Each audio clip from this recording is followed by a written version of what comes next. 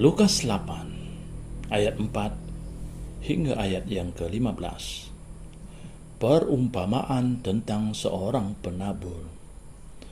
Ketika orang banyak berbondong-bondong datang, yaitu orang-orang yang dari kota ke kota, menggabungkan diri pada Yesus, berkatalah ia dalam satu perumpamaan. Adalah seorang penabur keluar untuk menaburkan benihnya. Pada waktu ia menabur, sebahagian benih itu jatuh di pinggir jalan, lalu diinjak orang, dan burung-burung di udara memakannya sampai habis. Sebahagian jatuh di tanah yang berbatu-batu, dan setelah tumbuh, ia menjadi kering karena tidak mendapat air. Sebahagian lagi jatuh di tengah semak duri, dan semak itu tumbuh bersama-sama dan menghimpitnya sampai mati. Dan sebahagian jatuh di tanah yang baik, dan setelah tumbuh berbuah 100 kali lipat. Setelah berkata demikian, Yesus berseru, "Siapa mempunyai telinga untuk mendengar, hendaklah ia mendengar." Murid-murid Yesus bertanya kepadanya, "Apa maksud perumpamaan itu?" Lalu ia menjawab, "Kepadamu diberi kurnia untuk mengetahui rahasia kerajaan Allah.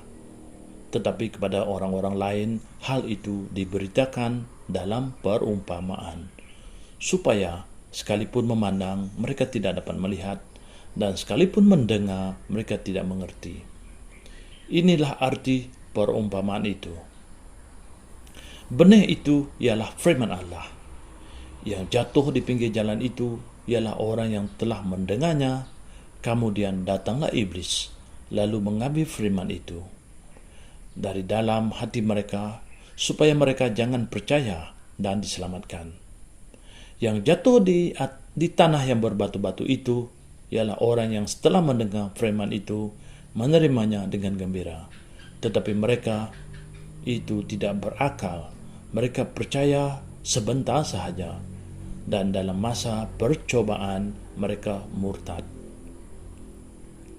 Yang jatuh dalam semak duri ialah orang yang telah mendengar firman itu, dan dalam pertumbuhan selanjutnya mereka terhimpit oleh kekhawatiran dan kekayaan, dan disebabkan kenikmatan hidup, sehingga mereka tidak menghasilkan buah yang matang. Yang jatuh di tanah yang baik itu ialah orang yang setelah mendengar firman itu menyimpannya dalam hati yang baik dan mengeluarkan buah dalam ketekunan. Apakah refleksi dari bacaan Alkitab?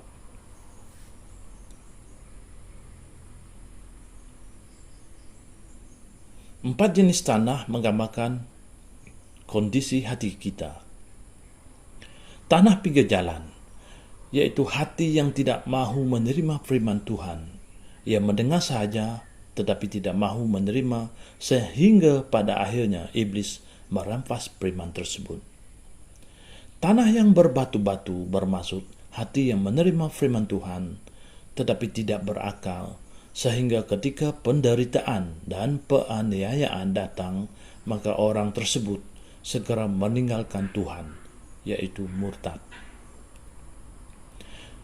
Hati yang menerima firman Tuhan, tetapi firman itu mati akibat dihimpit oleh tipuan kekayaan dan kekhawatiran dunia. Ini yang dimaksudkan oleh tanah semak duri. Manakala tanah yang subur ialah hati yang menerima dan mengerti firman, sehingga benih firman itu menghasilkan buah. Hati yang siap untuk menerima dan mengerti firman akan menjadikan benih firman yang ditabur menghasilkan buah, ada yang 100 kali ganda, 60 kali ganda, dan 30 kali ganda. Apakah saudara rindu menghasilkan buah dalam kehidupan? Milikilah hati yang baik dan siap menerima benih firman Tuhan. Ceritakanlah kepada pembina atau anak bina rohanimu kondisi tanah hati saudaramu. Mintalah untuk didoakan olehnya. Terima kasih atas firman-Mu pada hari ini. Di dalam nama Yesus saya berdoa. Amin.